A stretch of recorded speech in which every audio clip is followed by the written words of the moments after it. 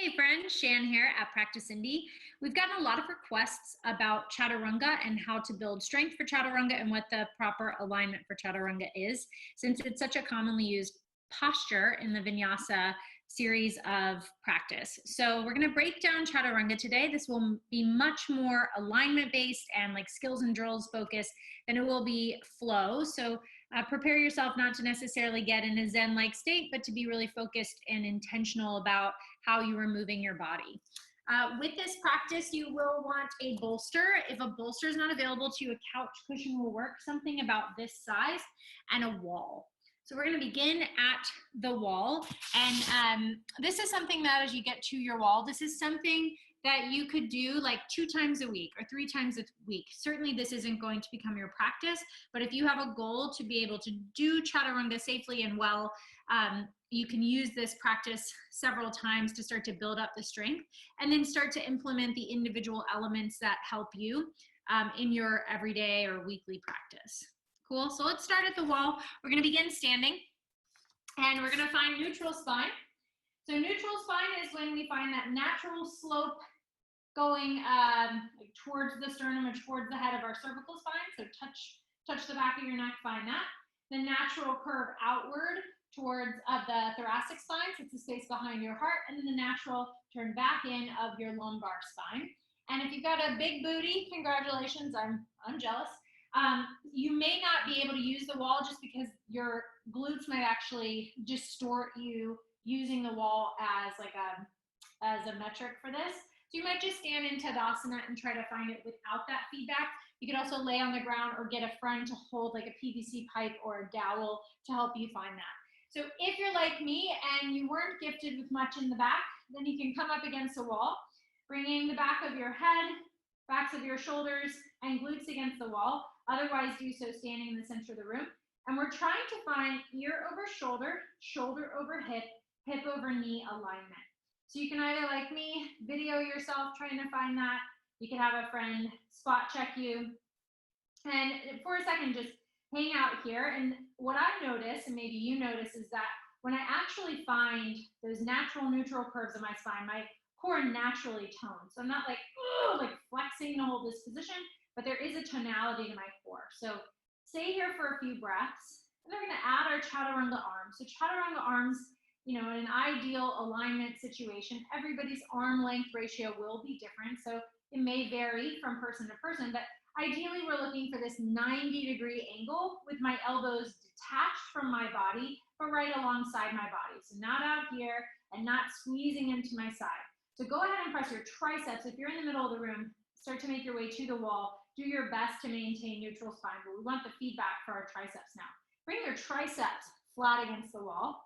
Okay, and if you've got bun issues, do some hairography. Extend through your wrists and press your triceps against the wall. Okay, so notice as you glance down how far your bottom ribs are from your thumbs and what this feels like to maintain this. Now keep this and just come up onto the balls of your feet. Okay, notice if anything shifted in your spine, lower yourself down. So we're gonna do a little Chaturanga drill at the wall with that. See if I can show you my feet. Nope, I can't. So imagine my feet. They're really quite big, I think, for my body. Just imagine my big old boats. But you're gonna be lifting up and down on the balls of your feet. You're gonna be shifting from plank to our Chaturanga. Okay, so let's go ahead and extend our elbows, extend our arms out. Keep neutral spines, press the back of the head into the wall, press your thoracic spine and your hips, and then lift up to the balls of your feet, inhale. As you exhale, bend the elbows, and just notice where your thumbs are close in proximity to your ribs. Also notice if you're like me, you start to jut your chest out. Keep neutral spine. Lower your heels, bring your arms out. Again, inhale, lift to the balls of your feet. Exhale, bend your elbows, pull your front ribs in, lower your heels. Plank pose, inhale, lift to the balls of your feet, exhale, hug your navel in, and draw the hands back down. One more time, arms out like plank, inhale, lift to the balls of the feet, exhale, draw your elbows down and towards your sides, keep neutral spine, keep corseting the front of your waist, and then lower back down. Okay, so essentially, you just nailed a Chaturanga. I'm so proud of you. Now we're gonna put that onto an incline on the wall. So turn and face your wall. We're gonna try to find neutral spine as we extend the arms out about shoulder height, and we'll actually be lowering them a little bit to get the alignment here. Go ahead and find neutral spine, hands on the wall, and then walk your feet back. So this won't be exactly like it because now we're on an incline and the arm angle is different, but this will help us build the strength to then lower it to the ground. So walk your hands down slightly. It might take a couple of rounds to figure out what's the best alignment for you. As you inhale, you're gonna lift to the balls of your feet, and then exhale, hover yourself halfway down. Check that you're still in neutral spine, so you can see I started to drop my belly. I'm gonna knit my ribs in, pull my head back so it's not dropping down, which is a very common misalignment. And then inhale, press back up, exhale, lower my heels. Let's do that 4 more times. Inhale, lift to the balls of your feet. Exhale, come halfway down, pull your ribs in. Inhale, straighten your arms. Exhale, heels down. Inhale, up to the balls of your feet. Exhale, halfway.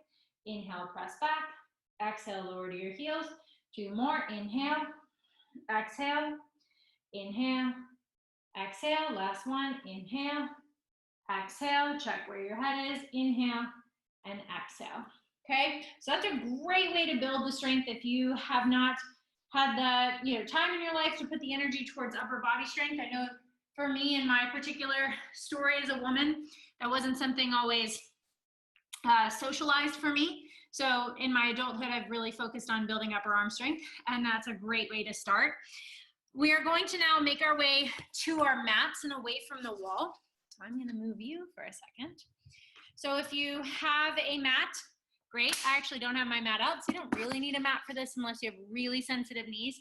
Another thing you could grab is a blanket, and your bolster, have it nearby, but not quite ready to use, okay? So we're gonna come back into plank on our knees on our mat. So finding that shoulder width distance, stance with your hands and directly underneath your shoulders with your wrists. Slide your knees back until you find that plank position and see if you can maintain neutral spine here. So often what I see is either the head drops down or the hips drop down. Can you find the same neutral spine you found in Tadasana here in your plank pose? Now, if you're on a mat, this might be slightly challenging. And if you're on the floor, make sure you are on like a slippery surface because we're going to shift our weight slightly forward. So part of the key of Chaturanga is that shift forward. Okay, so just try that a couple of times. Shifting forward, it's easier on your toes, a little bit harder on your knees. Okay, you should feel your belly have to engage. So this next one, we're gonna shift forward. We're gonna lower down as slowly as we can. You may hit a point where you just collapse, no big deal. So we're gonna work what's called the opposite, or what's called the very technical term. We're gonna work the opposite motion. So we're gonna press ourselves up, trying to maintain neutral spine for as long as we can. That might literally be just engaging your arms and then snaking up, no big deal. Or you might make it halfway and then break, but just try it. So firm your belly, hug your elbows in, very slowly, press yourself up. We're gonna do that 4 more times. So shifting your weight forward, maintaining neutral spine, lower yourself down, pull your abdomen in, press the floor away, lift yourself back up. And you'll notice that slight rocking forward and back as we keep going through this exercise. That's what distinguishes a Chaturanga from a regular push-up. There's a slight planche element to it where I'm giving more extension to my wrists than I would a regular push-up. I think that's 5. Woo! Okay, let's take a moment off our wrists. So shake out your wrists. That's a great exercise. Sometimes what we need to do is just train the full range of motion of a posture, even if it means shortening some of the elements, in this case, the lever of our plank, to be able to build the arm strength to lower our whole body halfway down. So let's go ahead and come onto our butts for a second. Grab onto the backs of your legs. Tuck your chin towards your chest and start to hollow out through your navel as you roll yourself down. Once you feel like you can't roll any further without breaking, pause in that position. So maybe straighten one leg and straighten the other.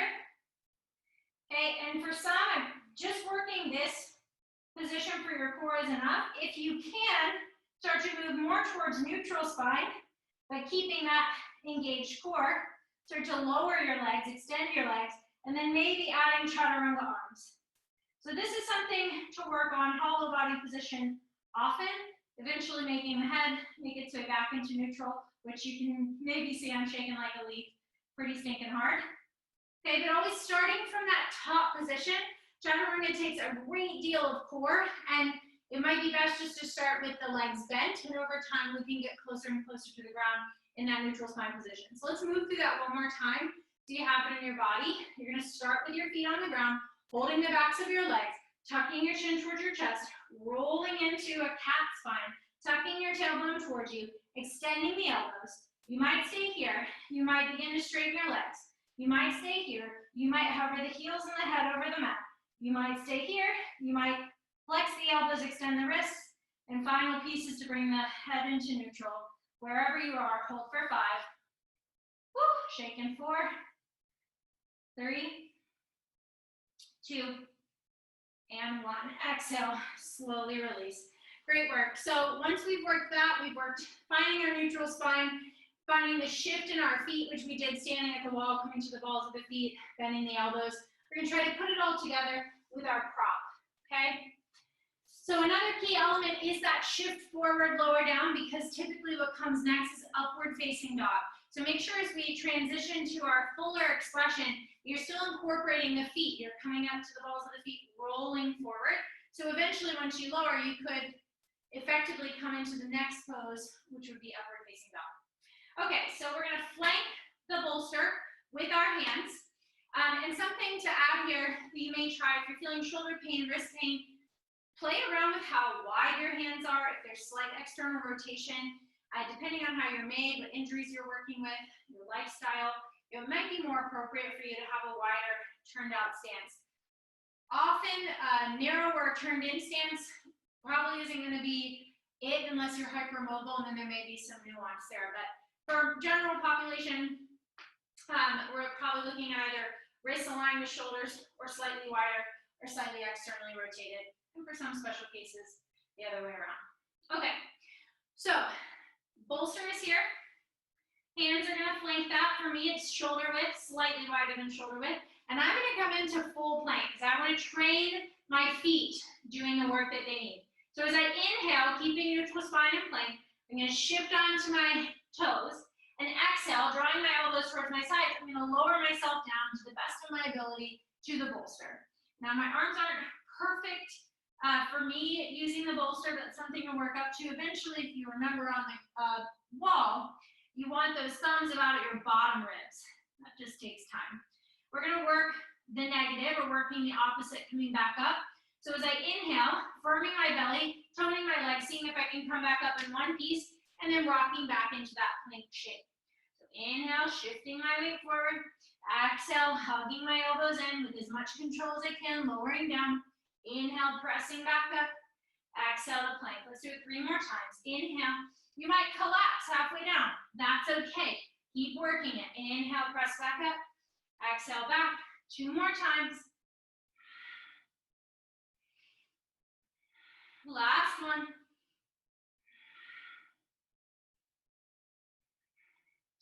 And there we go. So, I'm exhausted. So we went through finding neutral spine. We went through finding the heels lifting up, getting to the balls of the feet. We worked on shifting our weight forward in our wrists. So there are a lot of component parts to Chaturanga. And what I'd say is just start practicing some of them. The pose will get easier the more you work on it. It's all about repetition and practice. And if you can, get in front of a teacher who can give you some guidance on those alignment cues. If you have questions or other add-on videos I can share about this, please feel free to comment below, and I'll try to get some content together as I can to help you with the pose. Whew, I'm winded. That should be plenty for you to do. Start adding it into your practice daily, weekly, whatever you can manage. And thanks so much for watching. Namaste.